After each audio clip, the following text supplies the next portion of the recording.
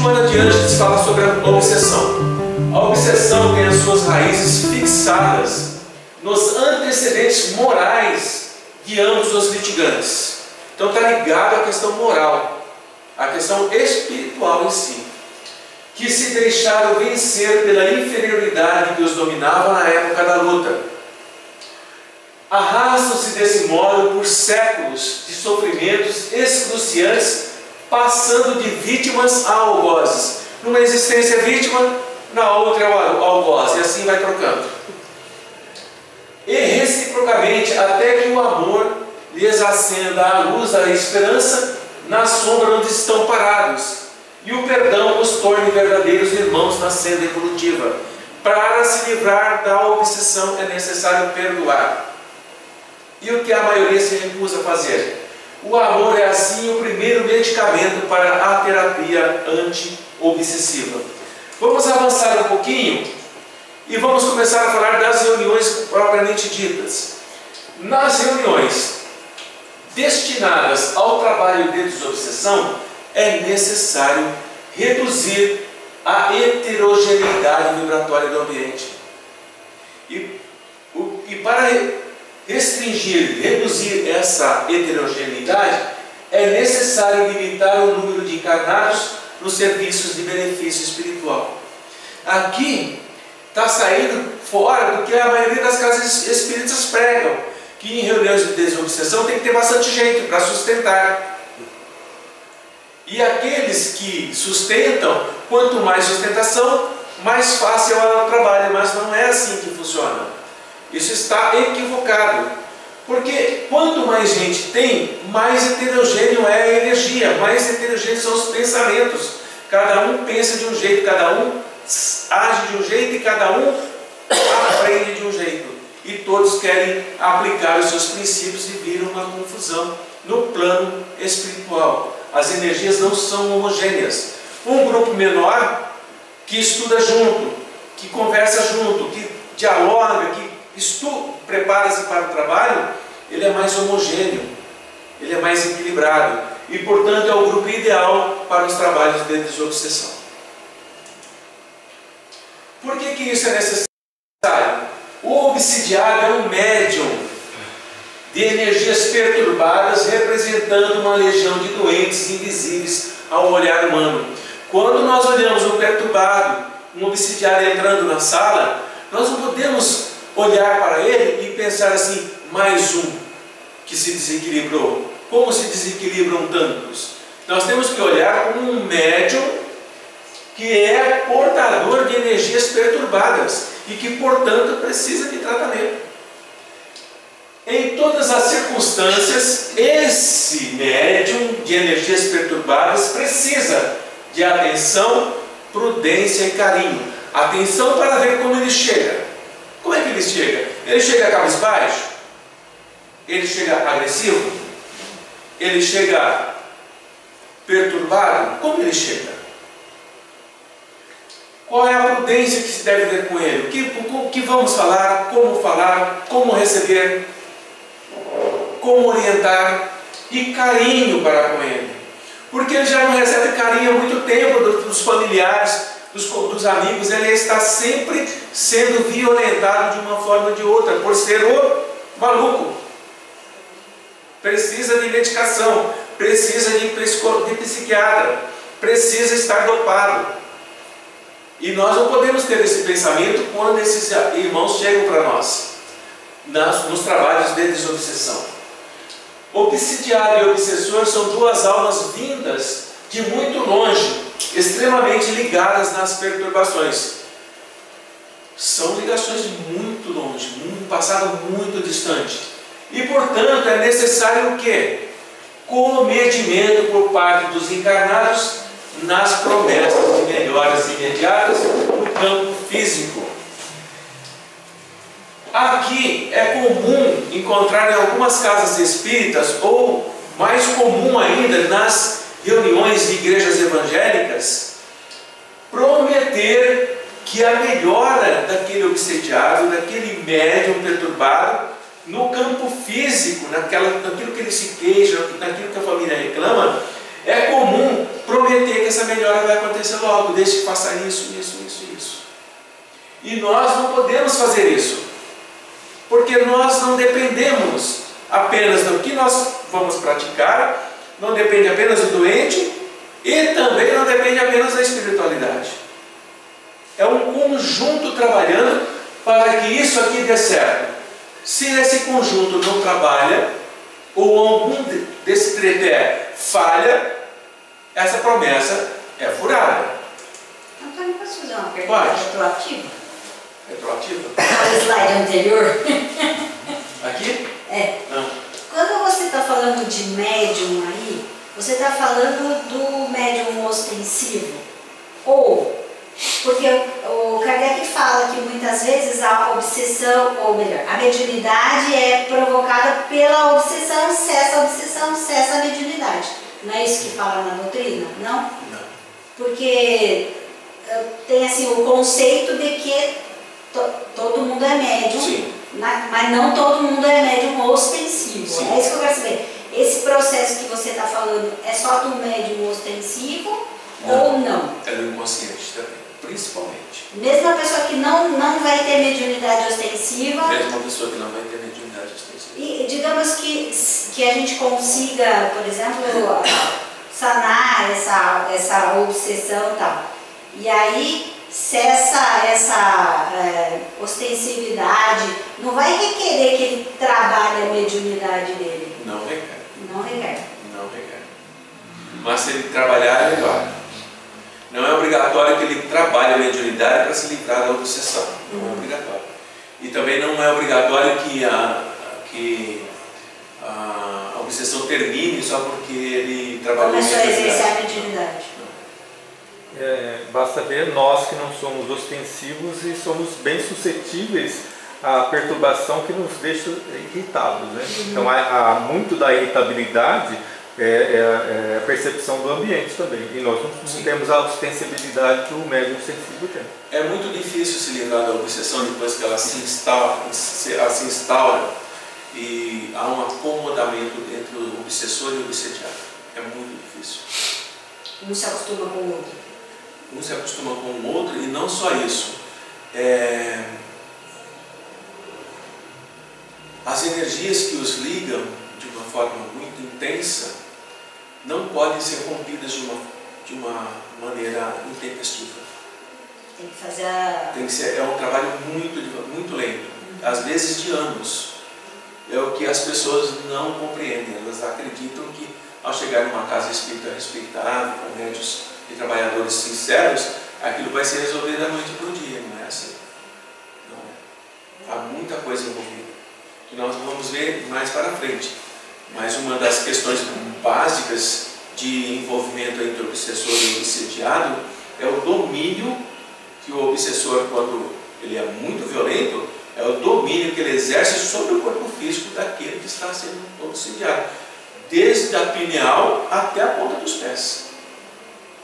O envolvimento é tão intenso, tão controlador, que não há como desconectar isso de uma forma em pouco tempo. E há mecanismos que fazem isso. Então, mais para frente a gente vê isso. Tá? Outro cuidado que tem que se ter ao lidar com obsessores, aqueles que procuram a casa nos trabalhos de desobsessão.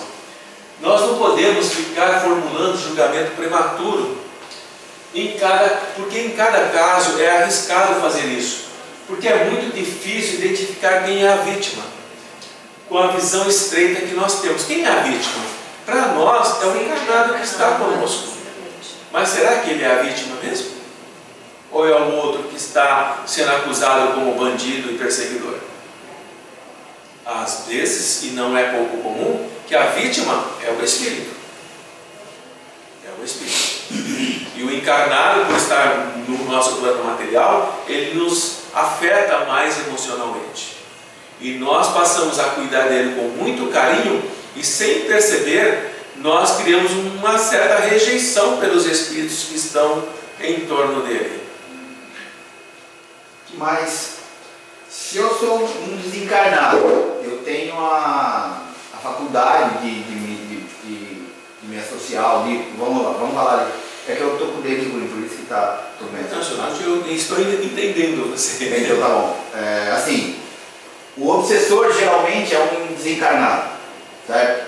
E o obsediado é um encarnado. Você falou assim, mas muitas vezes a vítima pode ser o espírito. Mas se ele tem a faculdade de se afastar, teoricamente, por que ele seria a vítima, o obsediado de um... Você já tem a resposta na sua pergunta. Não. Tem. Porque ele não quer se afastar? O encarnado não deixa ele se afastar. Mentalmente. Não deixa. Ele diz para você que ele quer se libertar, mas no seu íntimo ele não liberta. E o espírito obsessor que está obsediando, que está ferindo, é a vítima. Ele quer sair e não consegue, porque o encarnado não deixa. O encarnado o chama o tempo inteiro. Então não é uma questão de sentimento, de saudade. É uma questão de conflito mesmo. Ou posse. De conflito, exatamente. Então, muitas vezes, e esse é um caso, a verdadeira vítima é o espírito. É o espírito. O encarnado é que não se liberta e tem o conhecimento para isso, para libertar ou não. E outra, para quem não tem, pior ainda. Exatamente. Pior ainda. E ontem vocês deu um exemplo de um obsidiado que os espíritos não deixavam ele dormir, porque quando ele dormia, ele virava obsessor do outro lado. Sim, acontece. Entendeu? Os espíritos não deixavam o encarnado dormir, porque se ele dormisse, ao não tesobrar, ele se tornava um perseguidor. Ele era o perseguidor dos espíritos. Nunca tinha pensado nessa hipótese. Percebem as nuances da obsessão? Nossa, É muito sério isso. a gente acha que tem mais soft. É muito sério. Por isso que companheiros levianos, isto é, encarnados, chegam a fazer promessa de cura às famílias dos enfermos. Isso é extremamente perigoso, porque não, minha senhora, confia, sua filha vai ser realmente curada, o nosso trabalho é muito bom, os espíritos que estão conosco são maravilhosos, eles amam, eles trabalham, eles têm conhecimento, vai ser curado sim. E se esquece de dois aspectos importantes. As promessas não podem e não devem ser feitas em nome dos espíritos, porque eles não nos servem. Eles não nos servem. E também nós temos que lembrar das dívidas do encarnado. Quais são as dívidas? O que liga um ao outro? O encarnado está disposto a se libertar e a libertar? Diz que sim, mas será que é mesmo? E quando nós prometemos que essa cura vai acontecer e não acontece, qual é o padrão vibratório que acontece naquela família quando o filho ou se suicida, ou desaparece, ou volta para a droga, ou vai para o sexo e por aí afora? Como é que fica? Não aumenta o número de espíritos e entidades vibracionais desagradáveis na própria família? Claro que aumenta. Antônio, Pode. o obsidiado, ele tem uma noção que ele pode ser o obsessor? Normalmente não. Não. Não, porque ele está tão envolvido, ele está nesse campo energético com um envolvimento tão intenso que ele se sente confortável na situação de vítima. Por que ele se sente confortável na situação de vítima? Embora lá no seu íntimo, no seu fundo ser, ele sabe que ele não é a vítima, mas ele transfere isso para fora. Eu sou a vítima, eu preciso de ajuda, eu preciso de socorro, vocês têm que orar por mim, e vai por aí afora. Há um aspecto interessante nisso, porque quando nós estamos trabalhando com os espíritos que estão no entorno e não com o entendimento de que eles também podem ser vítimas, nós passamos a ajudar o encarnado e quase que imperceptivelmente, se eu ajudo um, o outro é meu adversário, o adversário daquele que eu estou socorrendo. Nós estamos enfraquecendo o outro lado com o nosso esforço e com o nosso auxílio, porque nós consideramos esse como vítima. E nós temos que ver que os dois são vítimas. Essa é a questão. E os dois têm que ser tratados com carinho, com amor, com atenção, orientar corretamente, para que um perdoe ou liberte. Porque quando ele perdoa e liberta, ele se livra. E por mais que o encarnado ou o desencarnado tente atrair, a espiritualidade não permite mais, porque o perdão foi sincero. E todas as vezes que nós perdoamos com sinceridade, nós criamos um campo de imunidade para não nos tornarmos vítimas daquele que ainda não sabe perdoar. Eles não têm mais permissão para acessar. Antônio, e quando acontece, né, do obsidiado encarnado vir a falecer, como que fica no plano espiritual? É que deve ter várias possibilidades, Sim. né? Mas eles se encontram ali naquele Sim. momento, um consegue identificar Sim. o outro, É eles imediato, praticamente. eles continuam nesse A briga. processo, nessa Continua. briga, juntos onde, como, porque acho que cada um, né, tem uns que são ajudados, outros vão Não. cobrar junto. Não. Os que são ajudados são aqueles que realmente querem se libertar da obsessão. E com sinceridade. Pode até desencarnar ainda com um processo obsessivo, mas o propósito dele melhorar, dele mudar, dele evoluir, o protege. E quando ele desapega do corpo físico, a espiritualidade já está ali para acolher. Vai levar para o hospital, vai receber orientação. Mas se sai nesse processo de duelo, A tendência é piorar. sim, a espiritualidade não interfere nesse aspecto. Deixa sofrer. Eles deixam sofrer, não há outra forma. O sofrimento é deles, eles vão ter que resolver. Por isso que vai século após século. Mesmo juntando na família, mesmo sendo filho, sendo irmão, sendo pai. Aí nós temos o quê? O pai matou o filho matou o pai, e aquela vai por aí afora. O irmão violentou a irmã, violentou a mãe, violentou a avó. É um ciclo familiar que tem que ser resolvido entre eles. E isso vai sendo depurado ao longo das existências. Mas nunca o amparo da espiritualidade está descartado, nunca. Eles só não aceitam. Só não aceitam. Tudo bem? Os benefícios colhidos pelos doentes são enormes, mas o entusiasmo desequilibrado e sem rumo não é bom. De quem é esse entusiasmo desequilibrado? Que não é bom? É dos encarnados. Porque você percebe o doente chega de uma forma, daí 1 mês, 2 meses, 3 meses, ele está diferente, ele está melhor, ele está com vigor. E aí o que pode acontecer? A equipe de encarnados começa a se sentir entusiasmada. Opa, nós somos bons mesmos. Eu não estou dizendo isso aqui para não ter alegria no trabalho, não é isso. Mas tem que tomar cuidado para que isso não saia do campo da espiritualidade e vá para o campo do orgulho, da vaidade, da prepotência e por aí afora. Porque nesses aspectos, o fracasso é claro, a espiritualidade se afasta e deixa os mistificadores tomarem conta. Na maioria dos casos, isso é para nós entendermos. Na maioria dos casos, o socorro nas reuniões de desobsessão, o socorro é para evitar o agravamento nas provas necessárias. Poucos obsediados têm melhoras rápidas, pois a maioria não tem esforço próprio, não é assim? Ano após ano, esse obsediado vindo, e não muda, não melhora, não vai para frente. Por quê? O trabalho, nós estamos apenas evitando o agravamento. E ele não melhora porque ele não se esforça, embora diga que está se esforçando, mas o resultado mostra que não. E nesse momento a equipe encarnada pode começar a ter um sério problema de descrença em si mesmo. Como é que nós estamos socorrendo essa pessoa em nome de Jesus, sinceramente, estamos trabalhando com os amigos espirituais, nós somos fiéis e sinceros na doação de energia e não tem melhora? Nós não estamos fazendo direito. Vamos parar com o grupo e vamos começar a estudar e estruturar o grupo. E não é isso que está acontecendo. Existem fatores que nós desconhecemos e não levamos em conta na hora de fazer análise. E um desiste do grupo, o outro desiste, o outro desiste. Refaz a equipe tem que se reestruturar, reequilibrar de novo.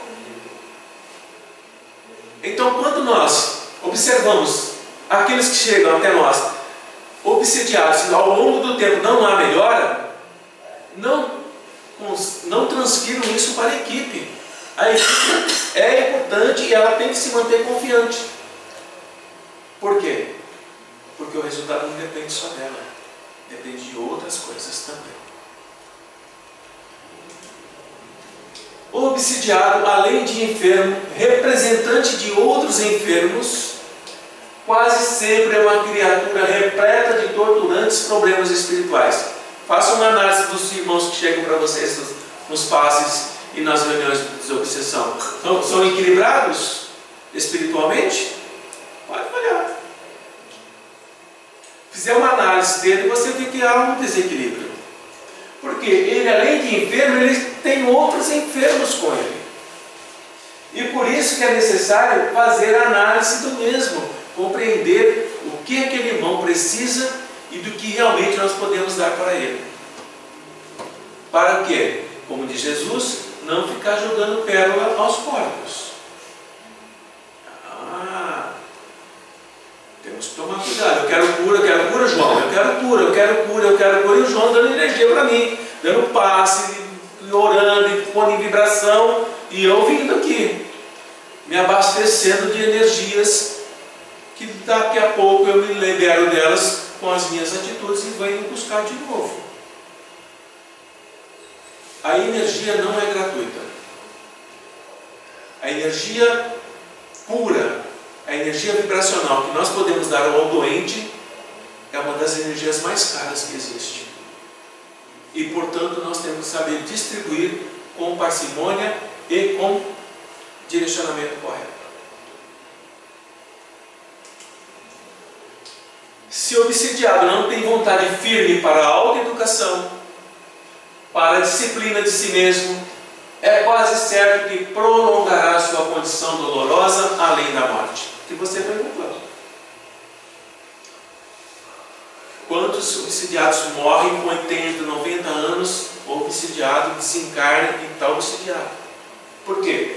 Não tem vontade, não se autodisciplina, não tem autoeducação, aprimoramento de si mesmo. Ele está cercado de inimigos que ele mesmo criou. Há adversários que ficam olhando os menores gestos tomados de sinistros propósitos na maioria das vezes. Todos nós estamos nessa faixa aqui também. Mas nós estamos aqui também. Nós não estamos autodisciplinando, autoeducando e procurando a nossa própria melhora? Estamos. Portanto, nós saímos daqui. Não estamos cercados mais de inimigos. Por que não estamos mais cercados de inimigos? Eles existem, mas não estamos cercados. Porque estamos cercados de amigos. Essa é a questão. Essa é a questão. Se não desperta para as realidades da situação, empunhando as armas de resistência, valendo-se do auxílio exterior dos amigos, é razoável que permaneça esmagado. O que é essa situação de despertar? Tem a ajuda dos trabalhadores, tem a ajuda da família, tem a ajuda da espiritualidade, mas não faz nada. Não faz nada. Fica sempre, como diz a Sonia, sentada à beira do caminho chorando, não é? E vai ficar esmagado pelos obsessores, não tem a menor dúvida. Não tem a menor dúvida. E aqui cai naquela parte que nós falamos bem lá no começo. Se o obsidiado está satisfeito na posição de desequilíbrio, o que a gente tem que fazer? Temos que esperar o término da sua cegueira, a redução da rebeldia que lhe é própria ou o afastamento da ignorância que lhe oculta a compreensão da verdade. Quando ele estiver desequilibrado, estiver cego, estiver rebelde e está na ignorância, pode fazer o que quiser. Não dá resultado. Não dá. Não resolve. Não resolve. Que é aquelas pessoas que são vítimas sempre. Exatamente. Tudo vítima. Ele é vítima 24 horas. Nada dá certo. Nada dá certo. Ai meu Deus, que horror. Eu tive um dano. E nesse aspecto, é importante que o grupo que trabalha com desobsessão saiba identificar esse indivíduo, para que ele possa ser chamado de lado depois de algum tempo e dizer: olha, meu amigo, tudo que nós podíamos fazer por você, quando eu digo nós, somos nós, a espiritualidade, os seus familiares, tudo que nós podíamos fazer, já fizemos. Você não faz aquilo que você deve fazer. Portanto, o nosso trabalho com você está encerrado. É maldade isso? É duro falar isso? É. Os caminhos também nos vícios, né? Que é o alcoólatra, que sexólogo, que volta, que... Então é necessário ter esse conhecimento para chegar e dizer essa verdade. Porque é nesse momento dessa verdade em que ele está sendo dispensado que ele pode acordar. Ele pode acordar. E ele pode dizer assim: olha, me desculpa, eu realmente não fiz o que eu devia fazer, mas daqui para frente eu vou fazer. Não. Não tem essa, viu, mãe, coração de ouro? Não tem essa, então amanhã você volta. Não, você vai dar um tempo, você vai refletir sobre tudo isso, e quando, daqui tanto tempo, você retorna para falar conosco. É importante essa caída de realidade para eles. Muito importante. Então, ante os obstáculos dessa natureza, o que é esses obstáculos? Esse aqui, ó. Satisfeito na posição de obsessão, esperar o término da cegueira, rebelde, ignorante diante desses obstáculos, embora sejamos chamados com fervor por aqueles que amam particularmente os enfermos. Quem é que traz esses enfermos? Não é a mãe? Não é o pai? Não é o irmão? Não é o amigo? Por que eles trazem? Porque eles amam essas pessoas. Mas nada podemos fazer se não semear o bem para a colheita do futuro, sem qualquer expectativa de proveito imediato. Trabalhar com desobsessão, não espere resultado imediato. Não espere. Ele virá, mas ao longo do tempo. Nada acontece rapidamente no processo de desobsessão. Por que não acontece? Por que a gente não consegue fazer um trabalho de desobsessão praticamente assim rápido? Por quê? Eu acho que requer esforço de todas as partes envolvidas. Além disso, requer esse esforço. E além disso? Consciência, né? Além disso? Eles se sentem... Tudo está certo, não? Tudo está certo, não tem nada errado, não. Sabe por quê? O principal fator são milhares de anos. São milhares de anos um atacando o outro. Isso está muito forte. Não conseguiremos acabar com esses laços em pouco tempo. Isso não se aplica aos irmãozinhos que a gente às vezes acaba Falei a mesma coisa. aleatoriamente, né? Não, também não. Mais ou menos também. A melhora e a cura ocorre quando se luta incessantemente por si mesmo para a restauração das forças psíquicas contra as investidas de entidades malignas, mobilizando o quê? A prece, o autodomínio e a meditação. Consegue? Consegue fazer. Mas, a melhora e a cura ocorre quando se luta por si mesmo. Eu vou lutar. Incessantemente, 24 horas brigando consigo e com eles, sem parar, o tempo todo. Não fique esperando o milagre da cura, sem esforço, e mesmo quando perseguido por seres inferiores, aproveita a ajuda que os amigos espirituais projetam em seu círculo pessoal. Quem é que traz? Não é a mãe que traz? Não é o pai? Quem foi que intuiu o pai, a mãe, o irmão a trazer esse obsidiado para a casa espírita? É claro que é a espiritualidade. Não vem assim do nada. Já estão agindo há muito tempo. Até que um desperta, não, procura a casa espírita. Já tentaram tudo, procura a casa espírita. São os amigos fazendo isso. A diferença está entre aquele que se acomoda, né, dona Soninha? E o que, empregando as próprias energias, entra vagarosamente em contato com o auxílio daqueles que querem ajudar. E os que ficam na inércia e se abandonam voluntariamente na luta edificante, continuam obsidiados. Não tem outro jeito. Resumindo, obsidiado, obsessor, os dois são vítimas. Os dois devem ser tratados com respeito, com carinho, com amor. Compreender que a vítima nem sempre é o encarnado, muitas vezes é o desencarnado. Compreender também que não podemos prometer cura, compreender que não podemos prometer alívio imediato ao corpo físico, embora saibamos o mecanismo do perispírito para o corpo físico.